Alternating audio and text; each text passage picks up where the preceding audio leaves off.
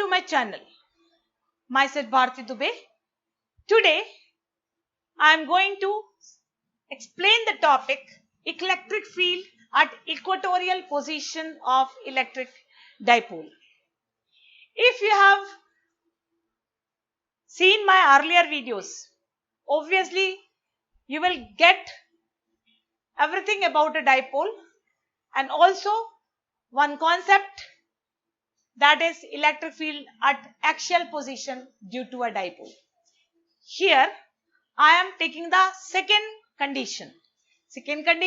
That is electric field at equatorial position. Now when we are taking a dipole, it will have one plus q, one minus q. Its length will be 2a. It will have one specific center, and we have to find out electric field at a point P. And when we are going to find out electric field at point P, that means the center of the dipole and point P we have to consider. Already I told this electric field is due to the electrostatic force. Electrostatic force is a central force. So electric field also will be along the line joining the two centers. Now at this point P, this will be at a distance r. At point P, we will have one unit positive test charge, that is Q0, unit positive test charge Q0. This test charge I have already, that should be in your mind, that test charge means test charge. It will only test but not affect the magnitude. Now here at point P, due to plus Q, we will have the electric field EA directed outward as AP. Another point we are having minus Q, being at P we are having a unit positive test charge, so it will become repulsive and the electric field EB will be directed along the direction PB.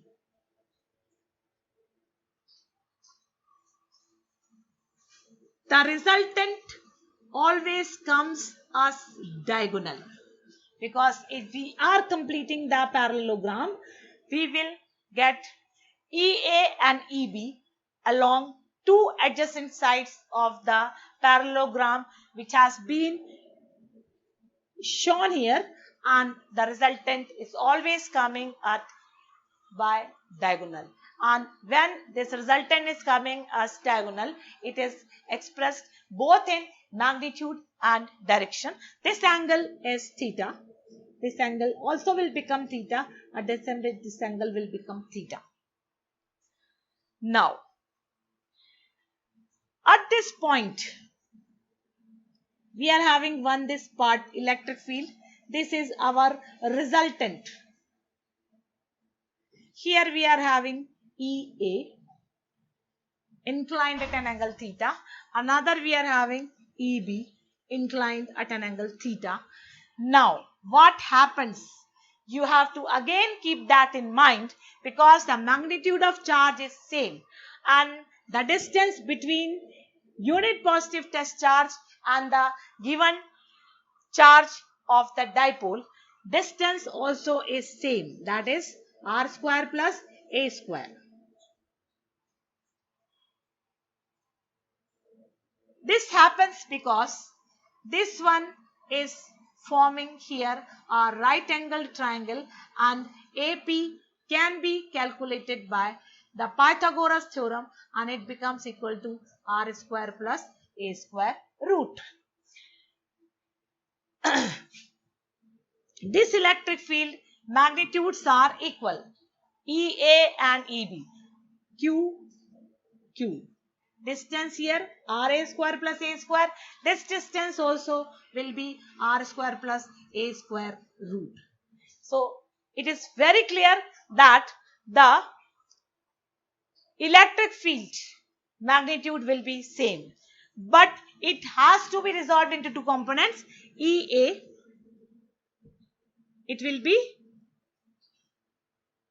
sine theta, and here it will become EA cos theta. On the other hand, when we are coming to the down part, it will become EB sine theta and it will become EB cos theta. From the figure itself, it is clear that EA sine theta and EB sine theta, they are having same line of action, but they are having opposite direction. Also, they will be equal in magnitude. Finally, you can just keep in mind that this EA sine theta and EB sine theta is going to neutralize each other.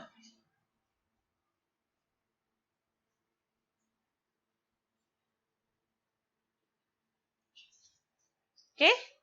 When it is neutralized each other, so it will not affect the electric field of that given dipole, but the other component EA cos theta and again EB cos theta along diagonal,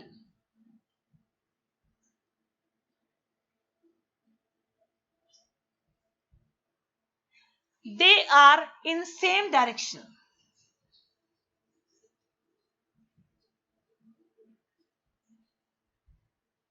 As they are in same direction, they will be the only part responsible for giving the net electric field due to the given dipole at along at point at point P.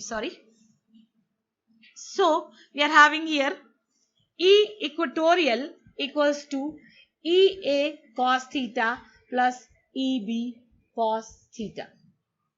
What will be the net resultant here? E equatorial equals to KQ upon R square plus A square root whole square into cos theta plus KQ upon under root of R square plus A square whole square into cos theta. That can be finally 2KQ upon R square plus A square root whole square into the value of cos theta will be coming as,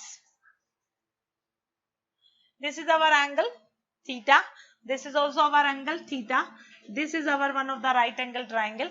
So it will become here as A upon under root of R square plus A square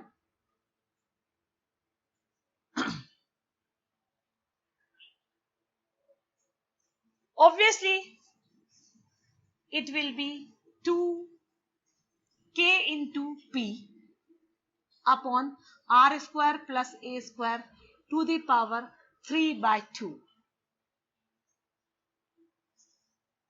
Special case. If dipole is very small, R is very much greater than A, and this R is very much greater than A, then we are having E equatorial equals to Kp upon R cube. Kp upon R cube. This video I have explained you E equatorial. If you will just get contacted with my previous video, you will find out the value of E axial also. But no problem, I will tell what was the resultant coming for short dipole for E axial. That was 2Kp upon R cube. Can we relate these two?